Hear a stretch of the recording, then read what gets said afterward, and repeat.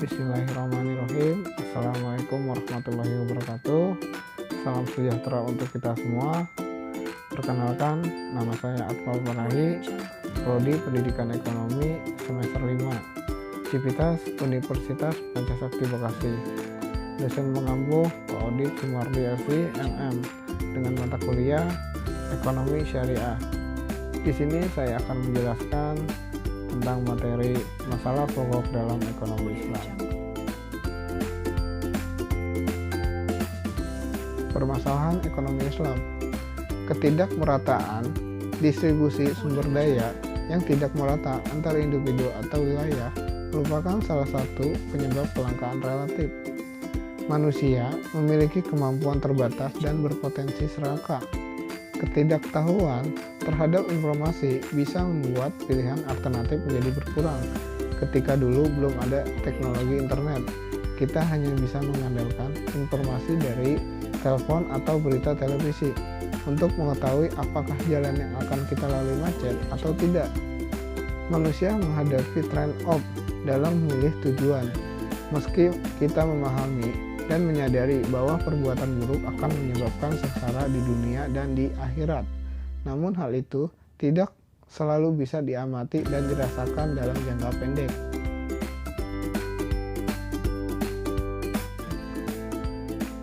Masalah pokok ekonomi Islam.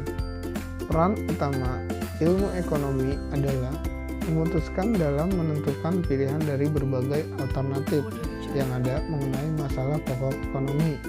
Apa yang akan diproduksi atau what, bagaimana dan kapan diproduksi atau how, serta kepada siapa output didistribusikan atau for whom. Kelangkaan sumber daya bersifat relatif dan bisa disebabkan oleh ketidakmerataan distribusi sumber daya secara alamiah, ketidakmampuan manusia serta potensi bertentangan antar tujuan hidup manusia. Ekonomi Islam berperan mengatasi masalah-masalah ketidakmerataan distribusi sumber daya.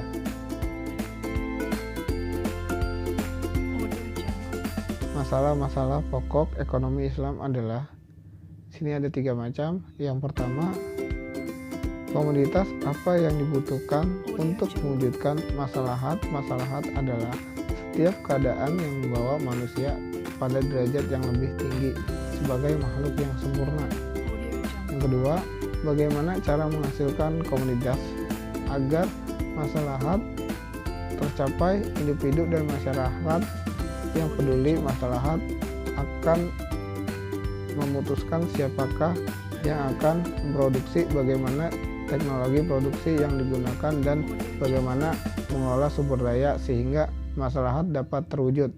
Yang terakhir, yang ketiga, bagaimana komoditas didistribusikan agar tercapai kemaslahatan individu dan masyarakat yang peduli maslahat akan memutuskan siapakah yang berhak mendapatkan barang atau jasa, serta dengan cara bagaimana sehingga setiap individu memiliki keselamatan, kesempatan untuk mendapatkan maslahat dan kepada siapa sumber daya didistribusikan.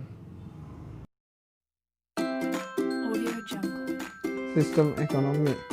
Meskipun secara umum permasalahan pokok ekonomi dinilai identik, namun cara penyelesaiannya dapat berbeda sesuai dengan paham atau pola pikir masyarakat. Kaum kapitalis misalnya menyelesaikan masalah konsumsi, produksi, dan distribusi melalui metode bersaing karena didasarkan atas keyakinan bahwa setiap individu, baik rumah tangga ataupun produsen, adalah makhluk homo economicus yang termotivasi oleh kepentingan-kepentingan individual. Unsur pembentuk sistem ekonomi.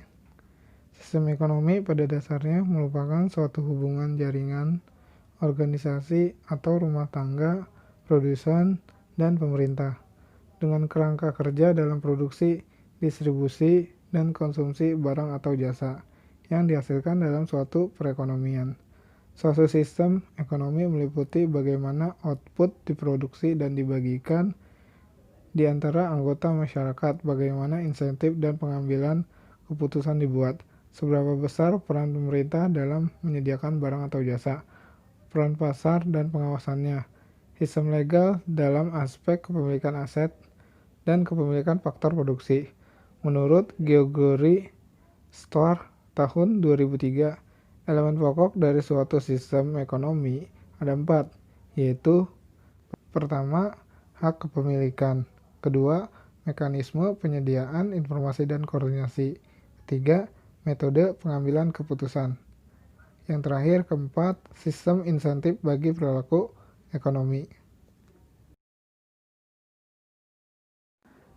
Demikian dari penjelasan saya, kurang lebihnya mohon dimaafkan. Terima kasih. Wassalamualaikum warahmatullahi wabarakatuh.